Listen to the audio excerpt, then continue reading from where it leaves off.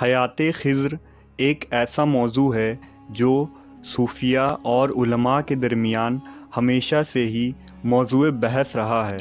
بے شمار کتابیں لکھی گئی، رسالے لکھے گئے اور فتاویٰ دیے گئے، لیکن کسی نتیجے پر پہنچنا آج تک ناگزیر رہا۔ خضر علیہ السلام کا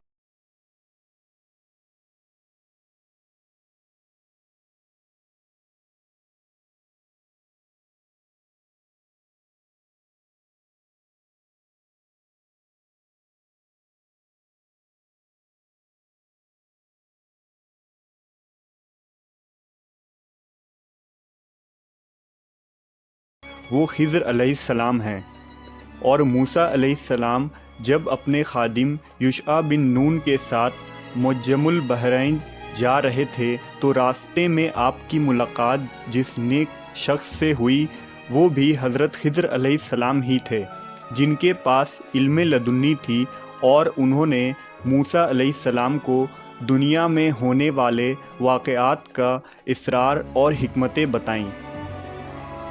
بعض عارفین نے لکھا کہ خضر علیہ السلام کے معنی سبز چیز کے ہیں۔ آپ جہاں بیٹھتے تھے وہاں آپ کی برکت سے ہری ہری گھاس اگ جایا کرتی، اس لیے لوگوں نے آپ کو خضر کہہ کر پکارنا شروع کر دیا۔ حضرت خضر علیہ السلام کے آبا و اجداد بادشاہ تھے اور مسلمان بھی۔ حضرت خضر حضرت ذوالقرنین علیہ السلام کے خالہ زاد بھائی تھے اور وزیر بھی۔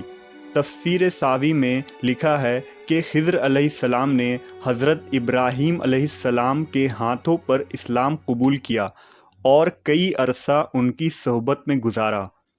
تفسیر روح البیان میں لکھا ہے کہ یوسف علیہ السلام جو ابراہیم علیہ السلام کے پڑ پوتے تھے، ان کے درمیان اور موسیٰ علیہ السلام کے درمیان 400 سالوں کا فرق ہے، تو اس لحاظ سے موسیٰ علیہ السلام حضرت خضر علیہ السلام سے 600 سال بعد پیدا ہوئے۔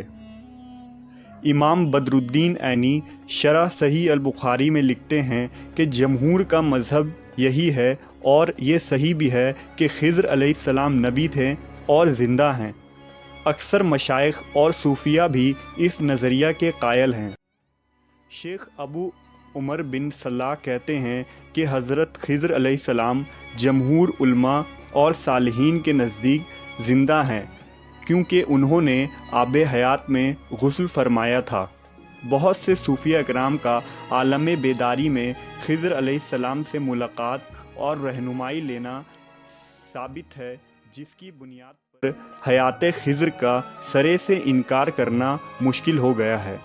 اور اسی طرح تفسیر مظہری میں قاضی ثناء اللہ پانی پتی لکھتے ہیں کہ تمام اشکالات کا حل اسی میں ہے جو حضرت شیخ احمد سرہندی نے اپنے مکاشفہ میں فرمایا ہے۔ وہ کہتے ہیں کہ میں نے خود خضر علیہ السلام سے اس معاملے کو عالم کشف میں دریافت کیا۔ انہوں نے فرمایا، میں اور الیاس ہم دونوں زندہ ہیں، لیکن اللہ نے ہمیں یہ قوت دی ہے کہ ہم زندہ لوگوں کی شکل اختیار کر کے اللہ کے حکم اور اذن کے تحت لوگوں کی امداد مختلف صورتوں میں کرتے ہیں۔ دوسری طرف مفسرین اور محدثین کی ایک بڑی جماعت اس نظریے کا رد کرتے ہوئے نظر آتی ہے۔ امام ابن قیم کا دعویٰ ہے کہ نبی علیہ السلام یا صحابہ سے ایک بھی صحیح حدیث ایسی منقول نہیں جس سے حضرت خضر علیہ السلام کے زندہ ہونے کا ثبوت ملتا ہو۔ امام ابن حجر، ابن جوزی، ابراہیم بن اسحاق اور ابن تیمیہ کا بھی یہی قول ہے۔ امام ابن حجر نے اس کے رد میں ایک پوری کتاب لکھی جس کا نام الخضر تھا۔ اسی طرح علی بن موسیٰ الرضا نے کہا کہ خضر علیہ السلام کی زندگی کو کیسے صحیح مانا جا سکتا ہے جبکہ وہ نبی علیہ السلام کے ساتھ جمعہ و جماعت میں شامل نہیں ہوئے، اور آپ صلی اللہ علیہ وسلم کے ارشاد کے باوجود آپ کے ساتھ جہاد میں بھی شریک نہ ہوئے۔